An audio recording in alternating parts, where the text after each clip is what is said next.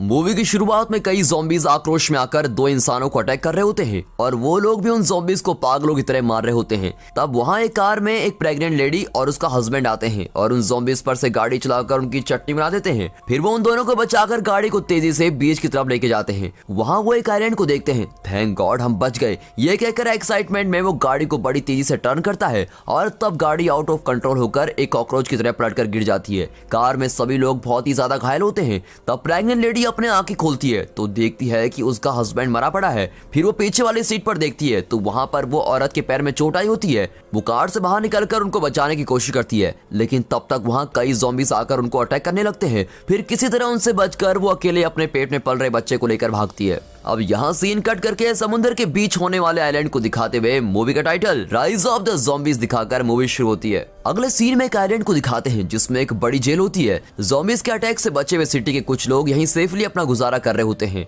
हमारी heroine doctor लेन वहां से सिटी को देखकर बड़ी इमोशनल होती है। फिर वो जाकर अपनी फ्रेंड एशली के साथ उसके मेल बॉक्स में आए हुए एक वीडियो मैसेज को देख रही होती है। उस वीडियो में डॉक्टर आर्नोल्ड कह रहा होता है कि पानी से फैले हुए ज़ॉम्बी वायरस पर किए गए रिसर्च से पता चलता है कि इस ज़ॉम्बी के काटते ही हम सिर्फ 30 सेकंड में एक ज़ॉम्बी में बदल जाते हैं और इसके लिए वैक्सीन रेडी करने की कोशिश जारी है। वो कहता है कि इस वैक्सीन को मंकीज पर टेस्ट करके देखने पर कुछ पॉजिटिव रिजल्ट्स मिले हैं। अब ये देखते ही लिन तुरंत डॉक्टर डैन से मिलने उसके लैब में जाती है जो उसी आइलैंड पर अपनी बेटी जूली के साथ रहता है। लिन और डॉक्टर डैन मिलकर इस वायरस की वैक्सीन पर रिसर्च कर रहे होते हैं। अब लैब में जाते ही लिन उसे उसके देखे हुए वीडियो के बारे में बताती है। तब डैन उसे माइक्रोस्कोप में ज़ॉम्बी की स्किन को देखने को कहता है और वो कहता है इसमें रहने वाले टिश्यू ही इन ज़ॉम्बीज को मरने के बाद जिंदा रखते हैं। इन टिश्यू को कैसे डिस्ट्रॉय करना है ये पता लगाते ही ज़ॉम्बीज से अफेक्ट हुए लोगों का इलाज किया जा सकता है और उन्हें फिर से पहले की तरह बनाया जा सकता है। वो कहता है कि इस रिसर्च को जिंदा ज़ॉम्बीज पर कंडक्ट करने से कोई सोल्यूशन नहीं मिल सकता क्योंकि मरे हुए ज़ॉम्बीज पर रिसर्च करने से अब तक कोई पॉजिटिव रिजल्ट नहीं मिला है। और तो और उसके लैब में रखे गए मरे हुए ज़ॉम्बीज को कोई उठाकर ले गया है और उनको जला दिया गया है।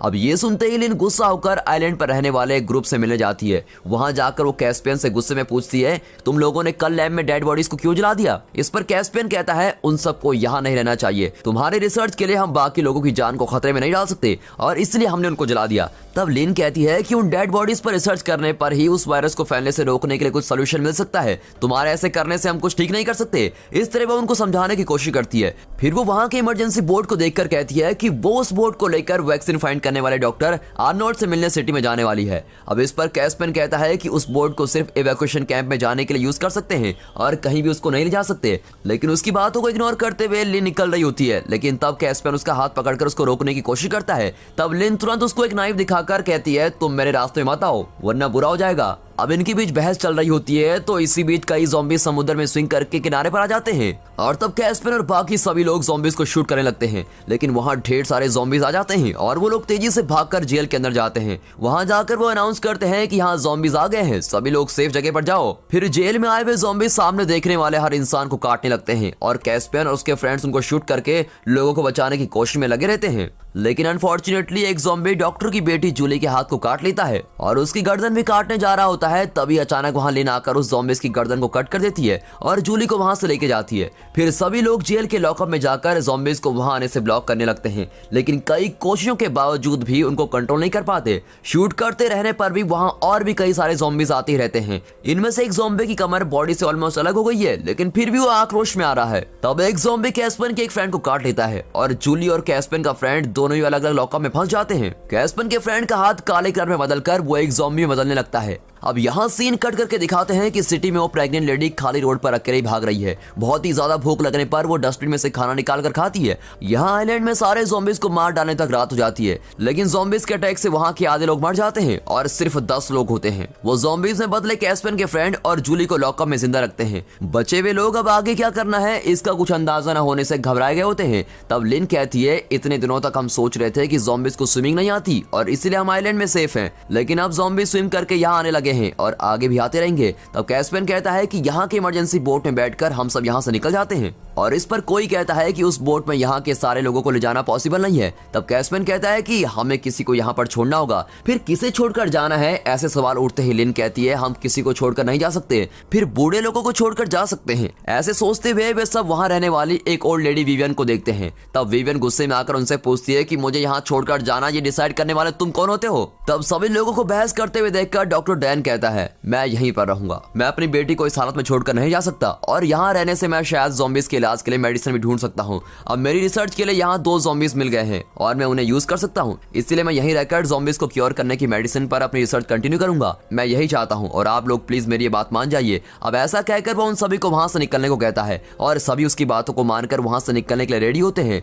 लेकिन लिन को अब भी डैन को वहां छोड़कर जाना सही नहीं लगता। वो डैन से कहती है कि आप मेरे गुरु होने के अलावा मेरे बेस्ट फ्रेंड भी हो। फिर वो उसे एक वॉकी टॉकी, गन और बॉम्ब देकर हर 6 घंटे में आप मुझे कांटेक्ट करते रहना, ऐसा कहकर वहां से चली जाती है। और वे लोग जब बोट की तरफ जाते हैं तब समुद्र से कई ज़ॉम्बीज आकर उन्हें अटैक करते हैं, लेकिन उन्हें शूट करते हुए किसी तरह उनसे बचकर वे सभी लोग जाकर इमरजेंसी बोट में बैठ जाते हैं और वहां से निकल जाते हैं। फिर जाते समय समुद्र के बीच पहुंचते ही एशली पानी में देखकर घबरा जाती है। तब कोई बड़ी मछली होगी समझकर वो टॉर्च मारकर देखते हैं। तब अचानक कई सारे ज़ॉम्बीज पानी में से आकर उस बोट को पकड़कर अटैक करने लगते हैं और सभी उनको शूट करने लगते हैं। लेकिन तब तक ज़ॉम्बीज बोट में से 2 लोगों को खींचकर पानी में ले जाते हैं। अब बचे हुए लोग किसी तरह अपनी जान बचाकर सिटी के पास वाले किनारे में पहुंच जाते हैं। रात में हुई फाइट के कारण उनके खाने पीने के सभी आइटम्स बर्बाद हो गए होते हैं। अब उनके पास खाने पीने के लिए कुछ नहीं बचा होता। तब कैस्पन कहता है कि हम रास्ते में देखने वाले कोई घर में जाएंगे और वहां से खाना ढूंढ सकते हैं। फिर कुछ दूर जाते ही वो एक कार को देखते हैं, लेकिन उस कार में बैटरी या पेट्रोल कुछ नहीं होता। तब कैस्पन कहता है हम सिटी के बॉर्डर में होने वाले एक इवैक्यूएशन कैंप में जाते हैं। लेकिन लिन कहती है मैं सिटी में डॉक्टर आर्नोल्ड से मिलने जा रही हूँ और उनके फाइंड किए हुए वैक्सीन का पता लगा कर आती हूँ। तब कायल एशली को अपने साथ इवैक्यूएशन कैंप में आने को कहता है, लेकिन एशली उसको मना कर देती है और कहती है कि वो लिन के साथ जाना चाहती है। फिर वे लोग 2 टीम में स्प्लिट हो जाते हैं। एक टीम कैस्पन के साथ इवैक्यूएशन कैंप में जाती है और दूसरी टीम लिन के साथ डॉक्टर आर्नोल्ड से मिलने जाती है। यहाँ डॉक्टर डैन ज़ॉम्बीज में बदली हुई जूली को किसी तरह क्योर करने के लिए उसे उसके बचपन की कुछ फोटोज दिखाता है। वो सोचता है शायद उन फोटोज को देखकर जूली को कुछ याद आ सकता है, लेकिन जूली उसे देखकर कोई रिएक्शन नहीं देती। फिर वो खाना लेकर आता है और उसको खाने को कहता है, लेकिन जूली उस खाने को सूंघकर उसे बिना खाए चली जाती है। अब डैन लैब में ज़ॉम्बीज के टिश्यू को कंट्रोल करने के लिए रिसर्च कर रहा होता है। उसके रिसर्च के लिए लाइव टिश्यू की जरूरत होती है, इसलिए वो लॉकअप में फंसे दूसरे ज़ॉम्बीज की स्किन को एक हुक से फाड़ता है और उस पर रिसर्च करने लगता है। तब वो उस स्किन में ज़ॉम्बी वायरस को बड़ी तेजी से फैलते हुए देखता है। फिर अचानक उसे ऐसा लगता है कि जूली उसे पापा कहकर पुकार रही है। तब वो सब कुछ छोड़कर उसे देखने के लिए भाग कर जाता है, लेकिन वहां जाने पर जूली पूरी तरह से एक ज़ॉम्बी में बदलकर उसे घोर रही होती है और डैन दुखी होकर अपना हाथ आगे बढ़ाता है। तब जूली झट से आकर उसके हाथ को काटने की कोशिश करती है, लेकिन तब तक वो अपना हाथ बाहर निकाल लेता है। यहाँ सिटी में गई कैस्पन की टीम एक घर के अंदर जाकर खाने की चीजें ढूंढते हैं। तब तैश किचन में एक चूहे को देखकर चिल्लाता है और वहाँ कैस्पन आकर देखता है और चूहे से कोई डरता है क्या, ऐसा उसको पूछकर चला जाता है। तब एक कोने में बैठी हुई भूत की तरह दिखने वाली ज़ॉम्बी कैस्पन की आवाज सुनते ही वहां से उठती है। दोस्तों हमारी लाइफ में ऐसा कुछ नहीं होगा, लेकिन एक गेम के लिए पूछता हूँ, इस तरह की ज़ॉम्बी को देखते ही आप सबसे पहले क्या करोगे, ये हमें कमेंट में जरूर बताइएगा। वो ज़ॉम्बी कैस्पन के पीछे आकर उसे जोर से काट कर मार डालती है। फिर विवियन और तैश आवाज सुनकर ऊपर आते हैं और वो ज़ॉम्बी उन दोनों को भी काट कर मार डालती है। कैल नीचे जाकर गैरेज में कार देखता है और उसको स्टार्ट करने की कोशिश कर रहा होता है। तब ऊपर से कई आवाजें आने के कारण वो भी वहां से चला जाता है और कैल को देखते ही ज़ॉम्बी में बदला हुआ कैस्पर उसको अटैक करने आता है। तब कायल को कुछ समझ नहीं आता और कहता है मुझे माफ कर देना दोस्त, और एक सॉस से उसकी कमर काट डालता है, लेकिन फिर भी कैस्पर अटैक करने आता है और कायल एक कुल्हाड़ी से उसके सर पर मार देता है। फिर उस भूत ज़ॉम्बी के आने से पहले ही वो कार लेकर तेजी से निकल जाता है। यहाँ लिन की टीम के लोग ब्रिज पर एक कार को देखते हुए आते हैं। तब उस कार में बैठते ही उस लड़के को एक सैंडविच का टुकड़ा मिलता है जो कई महीनों से कार में पड़ा होता है। उसे देखकर सोचता है कि पुराना है तो क्या हुआ, खाना तो है ही, और ये सोचकर खाने लगता है, लेकिन फिर उसमें से एक कीड़ा निकलता है। तब लिन मजाक में उसे कहती है कि तुम तो बड़े हिम्मत वाले इंसान हो, अब उसे खा लो। पर डैन लिन से बातें करते हुए कहता रहता है कि ये वायरस शरीर में बड़ी तेजी से फैलता है, उसे कंट्रोल करने के लिए कोई केमिकल मिल जाए तो इसकी वैक्सीन को फाइंड करना इजी हो सकता है। अब ये कहकर वो वॉकी टॉकी बंद कर देता है। फिर वो ज़ॉम्बी की स्किन को हल्का सा शॉक देता है और वो नोट करता है कि वो वायरस कम हो रहा है। यहाँ पानी में से कई सारे ज़ॉम्बीज ब्रिज पर बंदरों की तरह चढ़कर आते हैं और ये लोग उन सभी को एक एक करके शूट कर रहे होते हैं, लेकिन उनकी संख्या बढ़ती रहती है और अब उनको कंट्रोल करना बहुत ही मुश्किल होता है। तब वो लड़का तुरंत एक कार में बैठकर खुद को लॉक कर देता है और उनका एक टीम मेंबर मार्शल दूसरी कार में बैठ जाता है। तब पता चलता है कि उस कार में एक डॉग है और उसके भौंकते ही ज़ॉम्बीज उस कार को छोड़कर उस लड़के की कार के पास आ जाते हैं और उस कार को धक्का देकर गिरा देते हैं। वहाँ ज़ॉम्बीज उसको घेर लेते हैं और ना चाहते हुए भी लिन उस लड़के की कार के पास एक बॉम्ब फेंक देती है। फिर उन ज़ॉम्बीज के साथ वो लड़का भी मर जाता है। तब वहाँ के एम्बुलेंस में से कुछ आवाजें आती है